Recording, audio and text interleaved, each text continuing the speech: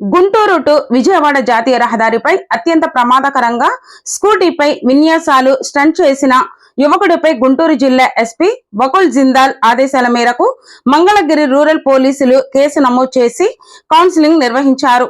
విజయవాడకు చెందిన కొండపల్లి రమేష్ బాబు అనే యువకుడు ఈ సంవత్సరం ఫిబ్రవరి నెలలో స్కూటీ ఏపీ 13 క్యూజే 8595 పై ప్రయాణిస్తూ చేతులు వదిలిపెట్టి నడపడం, స్కూటీపై పడుకుని కాళ్లతో నడపడం, స్కూటీపై ఒకవైపు కూర్చొని నడపడం వంటి పలు ప్రమాదకర విన్యాసాలు చేశాడు.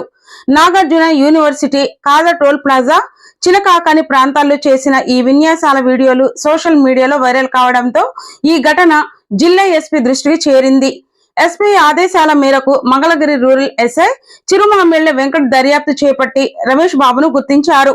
విచారణలో రమేష్ బాబు ఇబ్రహీంపట్నం వద్ద కార్ మెకానిక్ గా పనిచేస్తూ ఆకతాయితనంగా స్కూటీలు, బైకులపై విన్యాసాలు చేస్తానని, వాటి వీడియోలను తానే స్వయంగా సామాజిక మాధ్యమాల్లో అప్లోడ్ చేస్తానని అంగీకరించాడు. ఈ ఘటనపై స్పందించిన ఎస్ఐ చిరుమామిళ్ల వెంకట్ మాట్లాడుతూ, ఇలాంటి స్టంట్లు యువతను ఆకర్షించి ప్రమాదాలకు, ప్రాణ నష్టాలకు దారితీసే అవకాశం ఉందని హెచ్చరించారు. ఇలాంటి విన్యాసాలు ఎవరైనా చేస్తే వారిపై తప్పనిసరిగా కేసు నమోదు చేసి చట్టపరమైన చర్యలు తీసుకుంటామని ఎస్ఐ చిరుమామిళ్ల వెంకట్ స్పష్టం చేశారు. పోలీసుల కౌన్సిలింగ్ అనంతరం రమేష్ బాబు తాను చేసిన విన్యాసాలు ప్రమాదకరమైనవని, చట్టవిరుద్ధమైనవని అంగీకరించి ఇకపై ఇలాంటి తప్పులు చేయనని పశ్చాత్తాపం వ్యక్తం చేశాడు.